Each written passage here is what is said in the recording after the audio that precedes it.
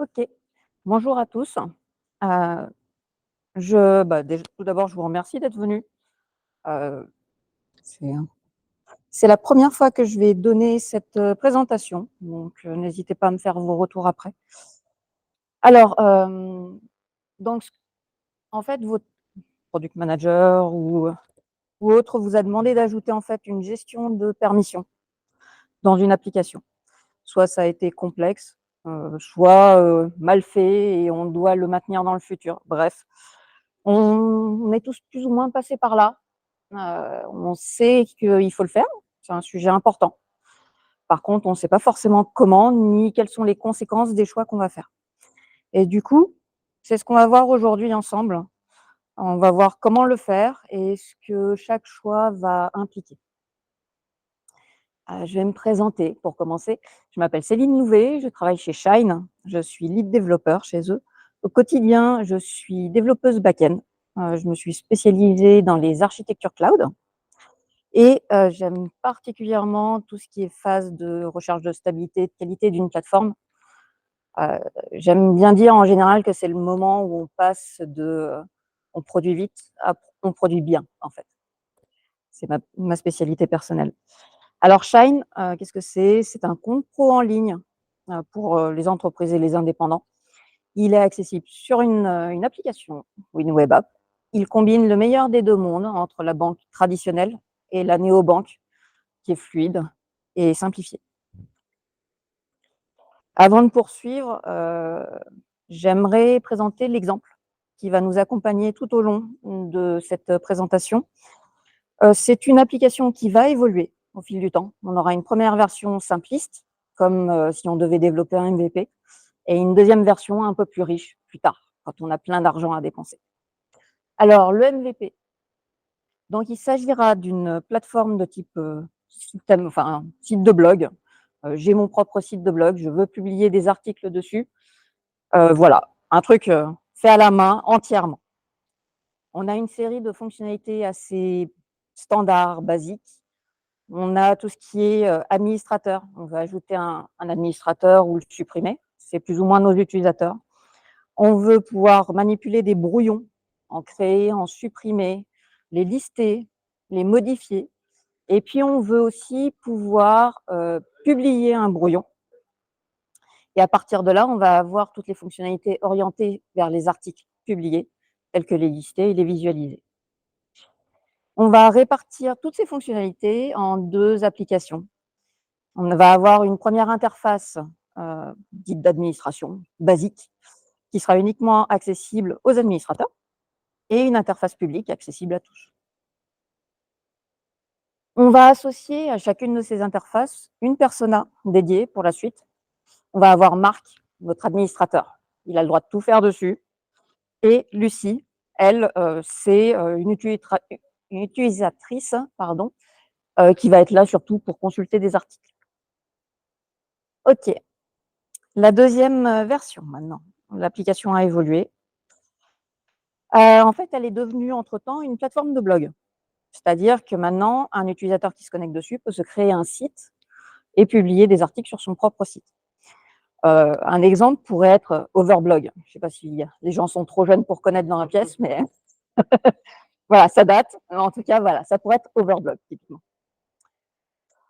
On a ajouté, c'est un peu petit par contre, les fonctionnalités à destination plus de la manipulation d'un site. On veut pouvoir le créer, ajouter des utilisateurs sur un site, en supprimer et créer un site. Du coup, notre ancienne administration, en fait, maintenant se répartit en 2 interfaces. On va avoir l'administration dite générale, qui est plus une administration de plateforme. On va avoir dessus des admins complets et à l'inverse, on va avoir à côté, l'administration dédiée à un site, qui permet uniquement d'administrer tout ce qui concerne ce site et toujours celle d'avant, l'administration publique. On va rajouter des personas. On a toujours Marc qui est devenu, qui a été promu admin de plateforme. On a Inès qui va administrer un site, Enzo et Jessica, qui vont être des auteurs d'articles par exemple et Lucie qui est toujours là pour regarder ce qui se passe. On a, 2 personas pour les articles parce qu'en fait, on a un système de review, par exemple. C'est-à-dire que celui qui écrit l'article n'est pas celui qui va publier, un peu comme les pull requests. En termes, d'un point de vue technique, en fait, en termes d'archi, on est parti sur un système distribué. On a 3 microservices, chacun a sa base de données. On a user, site et article. Chacun son propre métier. Alors, pourquoi? Déjà, avant de commencer, pourquoi est-ce qu'on veut mettre en place un système de gestion de permission? Alors, c'est un moyen de répondre à un besoin fonctionnel qui est exprimé sous la forme de règles. Qu'est-ce que c'est? Qu'est-ce que j'entends en fait par règle? On va partir sur des exemples. Une première règle serait: tout le monde peut visualiser un article publié. C'est basique. Une deuxième serait: seul un administrateur peut supprimer un brouillon. Alors, il y a un point très important à clarifier avant d'avancer. Identité n'est pas permission. Essayez de vous rappeler de ça, c'est important. En général, on met tout ça sous une notion d'hôte. En fait, ça n'existe pas. C'est 3 notions séparées. On a identification, authentification et autorisation. Identification, c'est la phase, où on va établir l'identité de l'utilisateur. On va répondre à une question: «Qui êtes-vous?» Pour ça, notre utilisateur va souvent nous fournir une première information, l'email, un numéro de téléphone, un login. Et ensuite, on va pouvoir enchaîner avec la phase d'authentification. On va la trouver des fois sous l'abréviation HOT-N, justement, pour la différencier du simple hôte qui ne veut rien dire. C'est la phase qui va permettre d'apporter la preuve de l'identité précédente. C'est-à-dire qu'on va répondre là, cette fois-ci, à une autre question qui est: êtes-vous réellement cette personne? Pour le faire, les méthodes habituelles seront un mot de passe, un code OTP, un one time password, une empreinte biométrique, ce genre de choses, ou même un code, tout est fait. Si la réponse à cette question est non, eh bien, en fait, c'est le moment de répondre, par exemple, avec une erreur 401. Puis, on a une autre phase, l'autorisation cette fois-ci, qui est celle qui va nous concerner aujourd'hui. On va parler d'OTSI avec un Z. Il s'agira en fait de contrôler réellement ce que l'utilisateur peut faire. On va répondre encore à une autre question. Est-ce qu'il a le droit de faire l'action qu'il cherche à faire? Alors, on va revenir sur la notion d'action un peu plus loin. Pareil, si la réponse à cette question est non, c'est l'occasion de retourner par exemple une 403 à l'utilisateur. OK, on va prendre des exemples. On pourrait avoir une identification par email et une authentification par mot de passe. Truc basique, pas forcément la meilleure qualité, mais ça fait le job. On a, une identification par, numéro de téléphone. On va recevoir un SMS et on va s'en servir pour s'authentifier avec ce code. On a aussi OAuth qui cette fois-là combine les 2. Il va permettre d'identifier l'utilisateur et de nous apporter la certification que l'utilisateur est bien celui qu'il prétend. Donc c'est la combinaison des 2 phases en fait avec OAuth. Alors, comme je l'avais dit, point important, dans votre code, différenciez bien au moins authentification et autorisation. Si vous commencez à mélanger les 2, vous allez avoir des soucis ensuite. Ça va être compliqué à démêler. Alors, cela dit, on va avancer un petit peu. À un moment, donc j'ai parlé de mettre en place des règles. Tout le jeu de l'autorisation, c'est de déterminer la bonne règle et de la vérifier. Pour ça, on va se poser 3 questions. La première, qui fait la demande? Ça va définir l'acteur ou l'actrice de ce qui se passe. Qu'est-ce que cette personne essaie de faire? Ça va nous permettre de définir l'action, justement. Et la dernière, à quoi cette personne essaye-t-elle de le faire? Alors cette, question est un peu bizarrement tournée, mais en tout cas, ça permet de définir la ressource. On va se retrouver avec un tuple. Une règle est donc définie par un tuple, un acteur, une action, une ressource. Ça sera permanent. Des exemples, par exemple, Marc veut publier un brouillon. Qui fait la demande? Marc. Qu'essaye-t-il de faire? Publier. À quoi? Un brouillon. Basique. Pareil, on a Lucie. Lucie veut supprimer un utilisateur. Qui? Lucie. Quoi? Supprimer. À quoi? Un utilisateur. Un administrateur même, plus précisément. Elle est enthousiaste.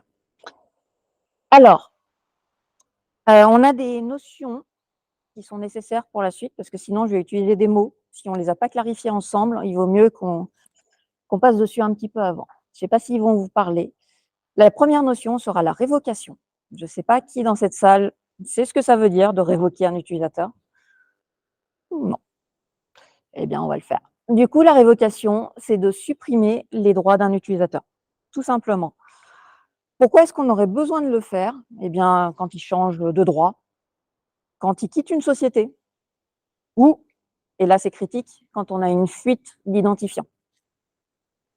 Typiquement, toute une base de données est aspirée, ce genre de choses. Voilà. Justement, c'est pas le jour où votre base de données a été aspirée qu'il faut se poser la question de comment est-ce que je révoque mon utilisateur. C'est, à faire dès le début. C'est à prendre en compte, au premier instant du choix de l'architecture, parce que ça va être influencé.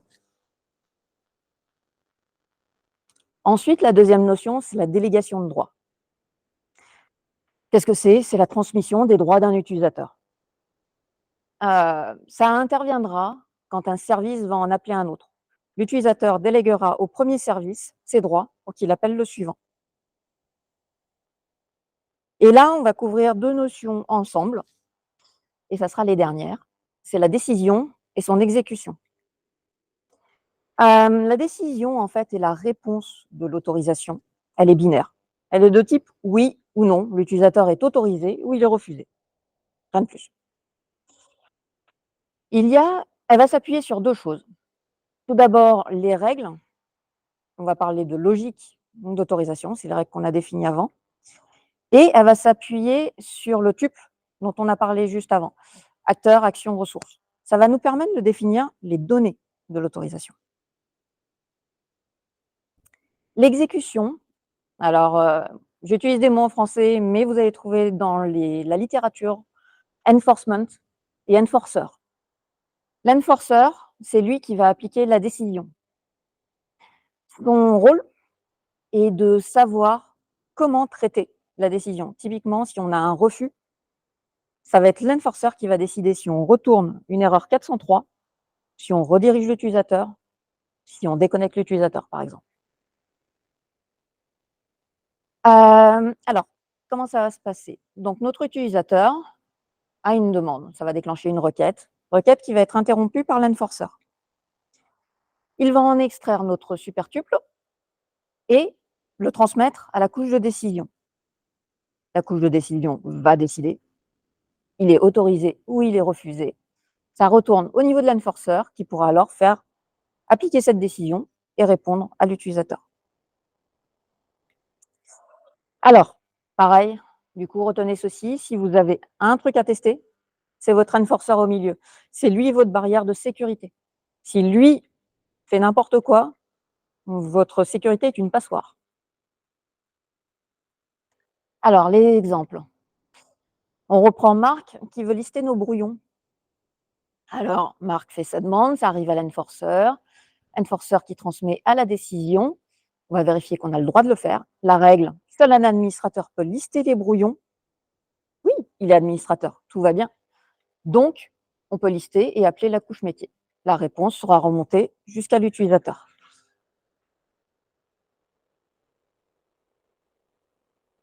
Suivant, Lucie, cette fois-ci, veut lister les mêmes brouillons. Eh bien, le début, c'est exactement pareil, il n'y a pas de raison, sauf que Lucie n'est pas administratrice, donc elle n'a pas le droit. Ce qui veut donc dire que l'enforcer pourra directement répondre à l'utilisateur sans même interroger la couche métier.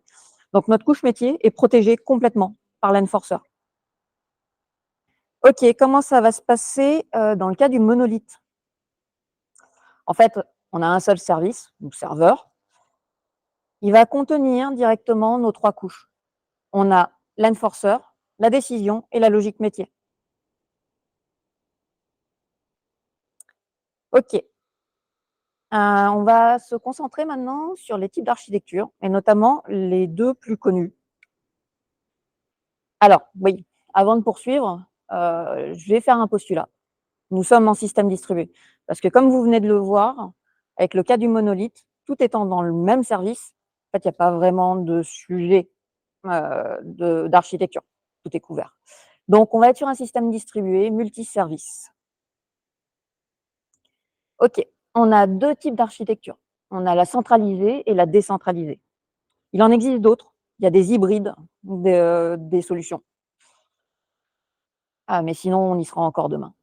Il y a donc l'architecture centralisée pour commencer, c'est souvent la plus connue, la plus évidente. On va commencer notamment, par la logique, parce qu'on aura toujours logique et données.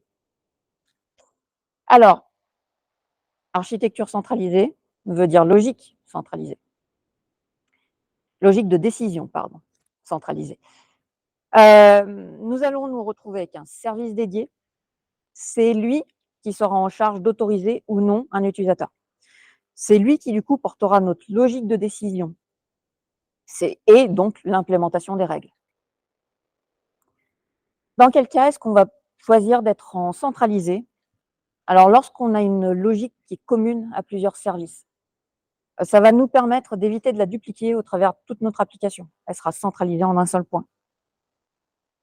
Et du coup, comme on ne duplique pas cette logique, on a moins de risques d'incohérence et moins de risques, par exemple, notamment par incohérence, bloquer un utilisateur sur un service, le laisser passer sur un autre. Ça serait dommage. Comme aussi nous avons un service dédié, il est plus simple de faire une évolution de ce service et donc de la logique notamment et on n'aura pas à tout redéployer. Pareil, tout ce qui est révocation est plus simple à faire. Heu, Par contre, on a automatiquement tout ce qui découle d'un serveur dédié. Il va être appelé par absolument tous les autres services.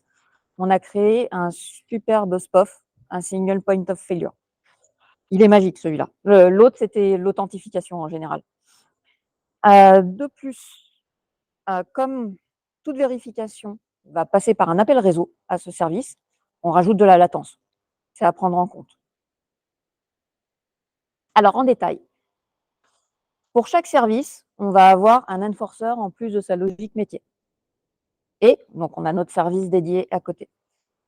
Ça veut dire quoi? Ça veut dire que si un utilisateur fait une demande, l'enforcer du service l'interrompt, la transmet au service d'autorisation, il répond oui ou non. Si oui, alors on peut appeler la couche métier en interne et répondre. Par contre, si c'était non, eh bien, comme tout à l'heure, on répond tout de suite sans passer par la couche métier. Qu'est-ce qui se passe quand on a un enchaînement de plusieurs appels entre des services?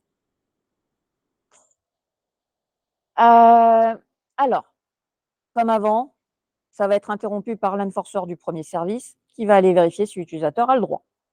Oui, ça passe au métier. Le métier, lui, appelle le nouveau service.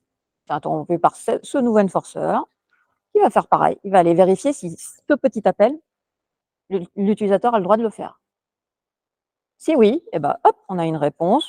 Je ne détaille pas, vous avez compris le truc, je pense. Et on la retourne tout en haut. OK. Pareil, un point important, le temps maximal de réponse sera le cumul des temps passants. Ça veut dire quoi? Ça veut dire que si je reviens là, le temps maximal, c'est l'utilisateur qui fait un appel à service 1 qui va vérifier au service d'autorisation et ainsi de suite. Absolument toutes les flèches passantes sont à compter en termes de temps. Votre latence, ça sera la vérification la plus longue que vous ayez à faire, en fait. OK, on va passer aux données. Avant, je vais boire. Parfait. Alors, on a un prérequis avant de se lancer là, on a un utilisateur qui est authentifié. On va dire qu'il est, authentifié via un token au porteur, un JWT ou un Passetto, qui est l'amélioration du JWT. Ce token va nous fournir une information qui est notre utilisateur. On a en centralisé 3 manières d'accéder à la donnée d'autorisation. La première, on a une base de données métier qui est partagée par tout le monde. Le service d'autorisation, il va en direct et fait ses propres jointures. Basique. Justement, c'est la solution la plus simple. Les données en plus, avantage, quand un service modifie les données, le service d'autorisation au tour d'après peut s'en servir en direct. Elles sont à jour. On n'a aucune subtilité. Par contre, on vient de coupler notre modèle métier et modèle d'autorisation. Ce qui veut dire qu'on va avoir du mal à faire évoluer l'ensemble. Quand on fera évoluer le métier, il faudra faire évoluer l'autorisation et puis inversement. Du coup, c'est pas terrible. En plus, on a perdu au passage un intérêt des microservices qui est, la séparation, des préoccupations en bon français. Separation of concerns. Alors, du coup, on va se poser la question: et si je mettais une base de données à part? Alors ça corrige précisément les défauts du précédent. Donc là-dessus, génial. On a bien découplé les 2 métiers et puis en plus, on respecte bien, les concerns justement, puisque la base d'autorisation ne sert qu'à faire ça, de l'autorisation. Par contre, on a des questions à se poser et on va avoir des obligations à gérer. On doit synchroniser maintenant nos 2 bases de données. Si on ajoute un utilisateur dans côté métier, il faudra répercuter son autorisation dans la base d'autorisation. À l'inverse, quand on le supprime. De plus, je ne sais pas si vous vous rappelez du théorème de Cap. Le C de Cap, ça veut dire consistance. Et du coup, vos 2 bases doivent avoir la même consistance. Vous ne pouvez pas avoir ce qu'on appelle une strong consistency, donc une modification immédiate, et une eventual consistency. Il vous faut 2 strong ou 2 éventuels. Et par contre, pour résoudre ce problème de consistance, ou de cohérence en français, on pourrait utiliser le même type de base et ça serait juste des tables séparées dans la même base. Ça fonctionne. Le truc, c'est que si votre base est aussi un SPOF. Sinon, la dernière méthode, c'est que le service d'autorisation appelle directement les autres services. Il a besoin de l'utilisateur, et ben, au lieu d'aller le chercher en base, il va aller requêter le service utilisateur. C'est très simple, c'est votre métier, vous savez le faire, il n'y a pas de surprise. Et on n'a pas de gestion séparée de la donnée d'autorisation, puisque c'est le service qui l'a fournie. Par contre, c'est une obligation pour le service d'autorisation de connaître le métier de tous les autres services pour pouvoir faire les appels qui vont bien, ce qui n'est pas terrible. Aussi, on rajoute plein d'appels réseau, parce qu'on va enchaîner les appels dans toutes les directions. OK, révocation. J'en ai parlé tout à l'heure. Comment est-ce qu'on révoque en centralisé? Déjà, en mode basique, quand on a un nom, ça nous, quand le service d'autorisation refuse, ça reject directement. OK.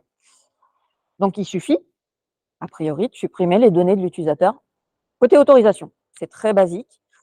Si votre base d'autorisation est séparée, vous allez supprimer les données là-dedans, votre utilisateur n'a plus d'accès, c'est immédiat. OK, on va passer à la décentralisée maintenant. Alors, logique en premier de décision. Donc comme tout à l'heure, c'est assez simple à ce niveau-là. Architecture décentralisée, donc logique de décision décentralisée. On va avoir maintenant, pour chaque service, la logique de décision, l'enforcer et la logique métier. Dans quel cas on chercherait à partir vers du décentralisé plutôt que du centralisé? Eh bien, lorsqu'on essaye de garder notre logique de décision au plus proche du métier associé. Ça va dans la mouvance des microservices. Le principe des microservices, c'est de bien séparer notre logique. Peut-être que du coup, on pourrait se dire: «Eh ben, notre logique de décision, je vais faire pareil, je vais la garder auprès de la donnée». L'avantage, c'est qu'on ne crée pas de SPOF, puisque tous les services se débrouillent. De plus, on n'a pas d'appel réseau parce qu'ils se débrouillent. Et comme chaque service porte sa propre logique, si on fait évoluer cette logique, on n'a que ce service à faire, à redéployer. Il n'y a pas de dépendance, subtile ou moins subtile entre les services. Par contre, si ce qui est amené d'ailleurs vers, une logique plutôt centralisée, si on se retrouve avec une logique commune et qu'on est en décentralisé, on va devoir la dupliquer partout où on en a besoin et donc risquer une incohérence et des duplicats de code. Et et là, c'est plus embêtant, on va surtout nécessiter de gérer une révocation des droits, complète. Alors, comme tout à l'heure, je vais rentrer un petit peu dans les détails. Un utilisateur fait une demande, il va fournir donc son token avec lui. Là, c'est important. Ça va être interrompu par l'enforcer qui va transmettre à la couche de décision. Toujours comme avant, hein, il n'y a pas de subtilité là-dessus. Si c'est oui, on appelle la couche métier du même service et on répond. Et pareil, si c'est non, comme tout à l'heure, on répond une 403 sans passer par le métier. Et quand on a un appel entre services, et c'est là où ça intervient. Alors, comme tout à l'heure, il n'y a rien de subtil. L'enforcer va appeler sa couche de décision, qui va répondre oui, qui va appeler le métier, du coup, il va transmettre au métier, le métier va appeler l'enforcer de l'autre service, et ainsi de suite. Et tout ça, jusque-là, en fait, il n'y a aucun changement fonctionnellement par rapport à l'autre système. La différence, c'est que la couche de décision, elle est à l'intérieur de votre service. OK. Comment est-ce qu'on gère les données d'autorisation dans ce cas-là? Je l'ai dit rapidement, mais en fait, c'est le token qui porte toutes ces informations-là. Il va être transmis, pardon, à chaque appel. Donc, que ça soit de l'utilisateur vers les services ou entre les services. Ça peut être fait de plusieurs manières, en fait. On est toujours sur un token au porteur. Très connu, on a JWT et Passetou, toujours. Et en moins connu, on va trouver les macarons et biscuits. Et oui, tout se mange. L'idée, c'est que le token, en fait, va porter, les informations nécessaires à la décision.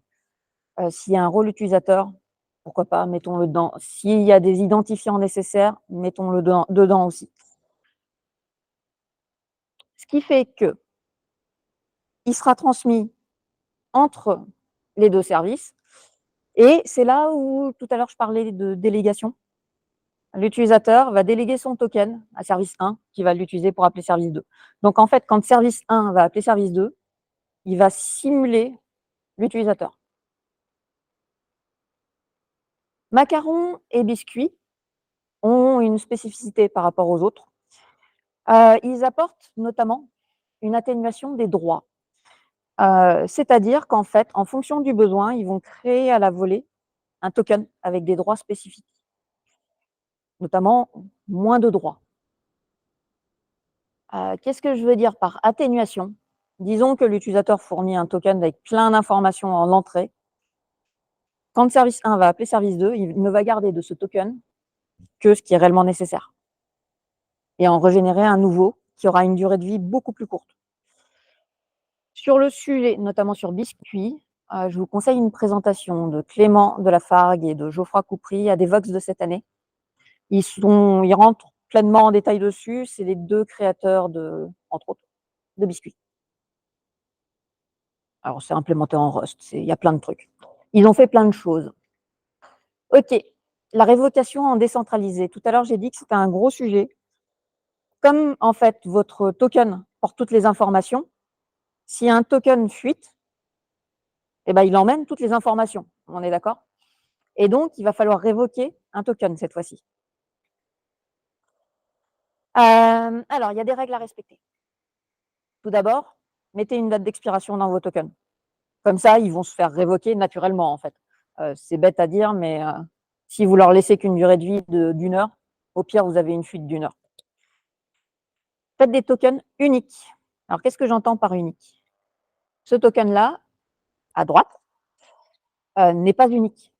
Pourquoi? Parce que chaque fois qu'on va le réencoder, on va obtenir la même réponse. Il contient l'identifiant, le nom et le rôle de l'utilisateur. Par contre, celui-ci est unique. Pourquoi? Parce qu'il contient des dates, dont la date de génération notamment. Et donc, la nouvelle chaîne encodée sera forcément différente, parce qu'à chaque fois, on aura une date différente. Et conservez la liste des tokens que vous émettez aussi. Pourquoi? Parce que du coup, quand on veut en révoquer un, on l'ajoute à la liste de révocation, tout simplement. On ne sait pas ajouter un token si on ne sait pas qu'il existe. Donc, il faut savoir qu'il existe. Donc, on conserve une liste. Alors, en exemple, du coup, pour rappel, ah, oui. Ah non, pardon, excusez-moi, ce n'était pas du tout un exemple de la révocation, mais plutôt, si on cherche à appliquer tout ça à notre exemple, comment est-ce qu'on va faire en fait? Quelle architecture on va choisir notamment? Alors pour rappel, on est en microservices, on en a 3. On a une série de fonctionnalités réparties sur 3 interfaces avec des droits différents. Comment est-ce qu'on choisirait cette architecture? On va se poser des questions. La première, quelle est mon architecture réelle, physique, mon infrastructure? J'ai des microservices. Je pourrais me dire, bah, je vais aller faire du décentralisé. Ça paraît logique. Par contre, j'en ai peu. Donc, est-ce que ça vaut vraiment le coup d'aller se compliquer la vie? Pas forcément. Ensuite, la question suivante, c'est comment est-ce que ma donnée va être stockée en base? Là, j'ai un objet, j'ai un type article, OK, très basique, titre, paragraphe, date, voilà, ce genre de choses. Si dessus, je lui ajoute un identifiant d'un auteur, par exemple, je vais, du coup, une clé étrangère, devoir faire des appels, soit, directement en base avec des jointures, soit passer par un service. Et c'est là, plutôt, moi, je conseillerais de partir en centralisé. Alors, c'est beaucoup de parties prises ce que je suis en train de vous dire, j'ai pas la science infuse. Par contre, si vous êtes en dénormalisé, là, vous avez les infos, donc ça n'influencera pas forcément votre choix d'architecture. Vous pouvez faire les 2. Donc, on va dire pour le jeu, pour pouvoir continuer la discussion, qu'on est en dénormalisé. Donc on n'a toujours pas d'obligation d'une architecture en particulier. Là, il y a quelqu'un qui arrive et puis il vous dit: «Je veux rajouter une fonctionnalité, on a oublié le RGPD». OK? Et donc maintenant, quand l'utilisateur va supprimer un site, son site sera marqué inactif. Il aura pendant un certain temps la possibilité, de récupérer ses données en lecture seule et au bout d'un temps, son site sera réellement supprimé. Donc maintenant, toute modification de données d'un article, d'un site ou autre, ou de création d'un utilisateur, va passer d'abord par une vérification de: est-ce que le site est actif? Donc, on a une règle commune et donc là, il vaut mieux partir en centralisé parce que ça veut dire que tous nos services vont commencer par passer par là, en vérification. Bien, on a parlé des types d'archi, maintenant on va parler des modèles d'autorisation. Il existe une très grande variété de modèles d'autorisation. On peut les appliquer qu'on soit en monolithe ou en distribué. Moi, je vais couvrir les quelques plus connus. On a les ACL, Access Control List, RBAC, Role Based Access Control, REBAC, Relationship Based Access Control, ABAC, Attribute Based Access Control. Il en reste d'autres, TBAC, PBAC, enfin bref. Donc, on va commencer par les ACL. En fait, ça, c'est ce qui a été initialement créé et appliqué à Unix. Ça consiste en un fichier plat avec une liste d'utilisateurs dedans. Un exemple, par exemple, si vous êtes sur Mac ou Linux, vous faites un cat du FTP user, vous allez trouver une liste d'utilisateurs qui n'ont pas le droit de faire du FTP. Reback maintenant, enfin Airback pour le différencier de l'autre. Donc là, on est sur du role based. C'est celui qu'on a envie de faire la plupart du temps. Un rôle, dans ce cas-là, ça va être un regroupement de permissions. Si on assigne un rôle à un utilisateur, il va hériter automatiquement des permissions associées au rôle. À noter qu'un rôle doit vouloir dire quelque chose fonctionnellement. Et de plus, c'est mieux si il définit qui est l'utilisateur. Typiquement, un admin est un admin. C'est mieux. Alors, on essaye de l'appliquer à notre MVP. On avait la liste des fonctionnalités suivantes. Je pense que là, vous le voyez tout seul. On a un truc, on a un beau rôle d'admin là. Il fera toutes il aura le droit à toutes les fonctionnalités de l'administration. Hop, je vais me croûter. OK, donc on aurait un type utilisateur, user, avec les champs standards. On pourrait lui donner un attribut supplémentaire qui est un rôle. Ce rôle aurait 2 valeurs, pourquoi pas, admin et user. Si on l'applique à nos personas, Marc aurait le rôle admin. Et Lucie, vous vous rappelez, c'est celle qui a le droit de faire que des trucs publics. Elle, par exemple, elle aurait le rôle user, ou même potentiellement pas de rôle, suivant la manière dont vous le gérez. En termes de décision, ça veut dire quoi? Ça veut dire que si quelqu'un cherche à accéder à votre interface d'administration ou à y faire quoi que ce soit, vous allez vérifier: «Est-ce que mon rôle est bien admin?» Tout simplement. Oui, non, on autorise, on refuse. OK, maintenant Reback, relationship cette fois-ci. Là, on va introduire la notion plutôt de relation. C'est-à-dire qu'un utilisateur aura des permissions en fonction de ses relations avec une ressource. Un exemple serait, par exemple, d'autoriser uniquement le créateur d'un brouillon à le supprimer. Il existe plusieurs types de ressources, de relations. Il y a ce qu'on appelle le data ownership, c'est-à-dire la relation du créateur avec la ressource qu'il a créée. Il y a la relation de type parent-enfant ou de hiérarchie. La hiérarchie étant un générique du parent-enfant. Et il y a la notion de groupe, qu'on connaît, qui est assez large, qui est assez répandue, pardon. Alors, regardons comment est-ce qu'on peut appliquer ça. En data ownership, par exemple, un brouillon est créé par son auteur. En parent-enfant, et même d'ailleurs plutôt en hiérarchie dans ce cas-là, un article est publié sur un site en groupe, celui auquel on s'attendait tous. Les utilisateurs d'un groupe font partie du groupe d'utilisateurs de ce site. Je crois que j'avais pas les mots dans le bon ordre, c'est pas grave. Donc on en était là tout à l'heure avec la version 1, on avait un rôle admin. Maintenant qu'on est passé en version 2, on va renommer ce rôle en plateforme admin. OK? Comme ça, Marc n'a le droit de faire que ce qui le concerne. On va créer un groupe des utilisateurs pour un site. On va les associer à l'identifiant, par exemple, du site, site ID. On va créer un autre rôle, on va tout combiner un petit peu, qui sera le site admin cette fois-ci. Ça sera pour Inès. Et les autres seront associés à des articles par une clé qui est l'identifiant de l'auteur, author ID. OK, on repart de la définition initiale de l'utilisateur. On va lui associer une autre définition à côté, qui est celui d'un user role, par exemple. Je suis pas très bonne pour les nommages, hein, je vous préviens. Donc, on peut dire que ce user role, ça va associer un utilisateur, un site et potentiellement un rôle, tout n'étant pas obligatoire. Le rôle pourrait être plateforme admin, comme on l'a vu, site admin ou simple user.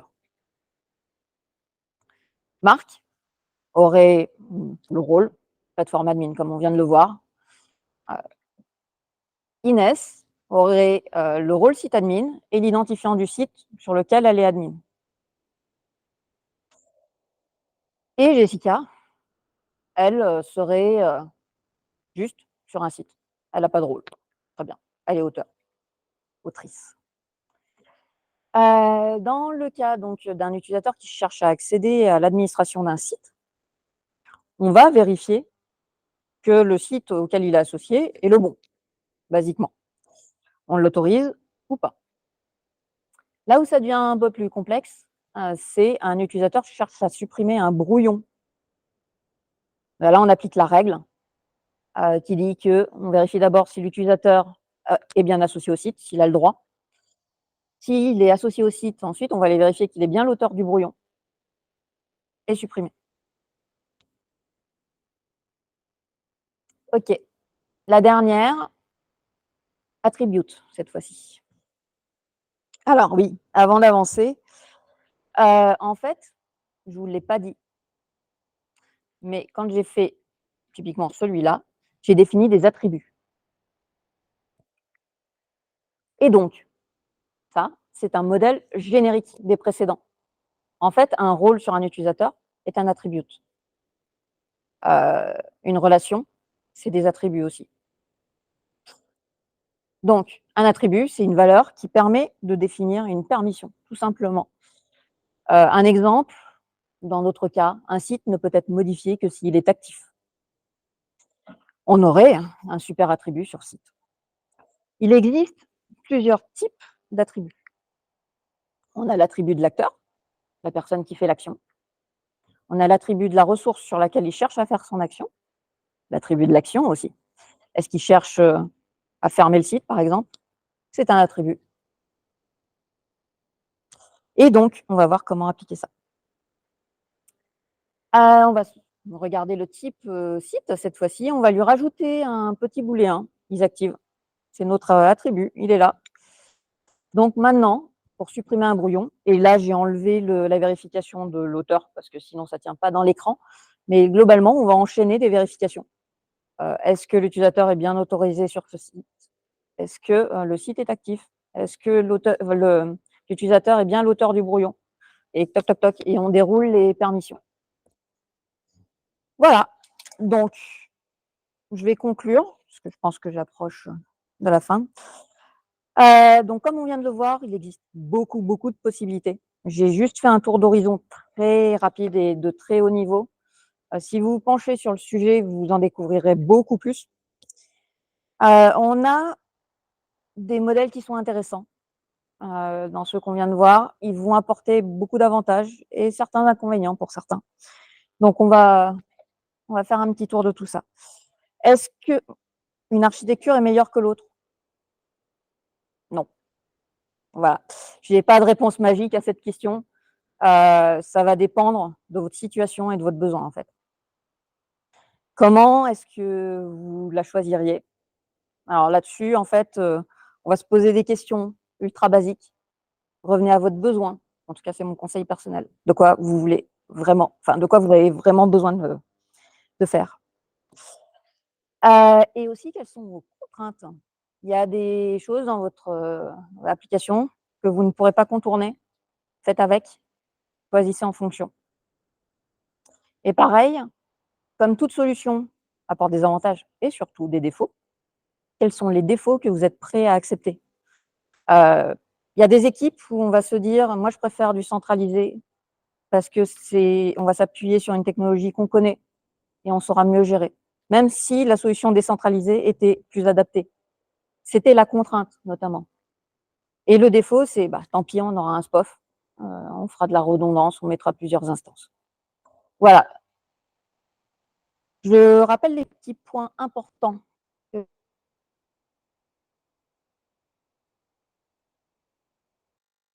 j'ai mentionnés. Séparez votre logique d'authentification de l'autorisation, sinon ça va faire mal. Pensez révocation dès le jour 1. Testez vos enforceurs. Un enforceur passoire, c'est sécurité complètement passoire. Et attention à la durée cumulée du cas passant. C'est quand un service appelle un autre service, ainsi de suite. Ça sera votre latence maximale. Quand vous aurez un utilisateur qui viendra vous dire: «Hey, l'application, elle est trop lente», réfléchissez à ce point-là. C'est lui. Et du coup, merci pour votre attention. J'espère que vous avez appris des choses, parce que c'était un bon but. À gauche, vous avez le QR code pour faire des retours. Oui, je me méfie, j'ai déjà du mal entre ma droite et ma gauche personnellement. Je suis très friande de retours. Ça me permet de m'améliorer. En plus, le code est open source et tout, c'est anonyme, bref, faites-vous plaisir. Et à droite, c'est en fait, Shine recrute. Oui. Du coup, vous atterrirez sur notre site et vous aurez la liste de tous les postes ouverts. Voilà, merci. Ouais, je sais pas si on a le temps? OK. Est-ce que quelqu'un a une question? Oui. J'en ai une. Alors, j'ai peut-être entendu de travers, et donc j'ai tiqué sur quelque chose, je voulais juste le clarifier.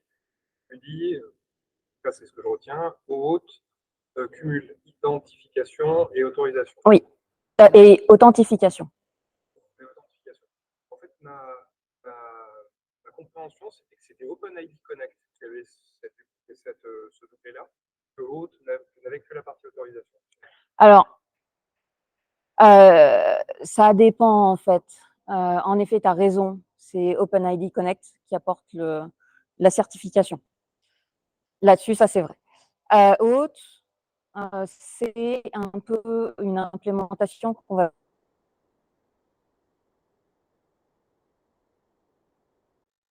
trouver à différents endroits. Elle a plusieurs variantes. En général, souvent, il est caché en dessous des rôles IAM. Et c'est là, en fait, où souvent on mélange autre, pour moi, je le concentre dans mon utilisateur. Il arrive clé en main, je sais qui et j'ai des informations personnelles dessus. Non, ça gère pas les permissions en tant que pas les permissions métier. Ouais.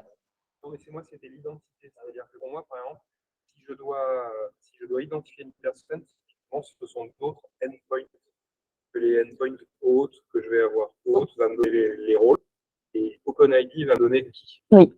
Et là-dessus, exactement. Oui, tout à fait, c'est ça. Je ne sais pas en fait comment il s'appelle le gars quand il s'identifie avec autre. Ouais, c'est. Un point de détail. Mais oui, mais il me semble que la plupart du temps, haute regroupe l'autre en fait.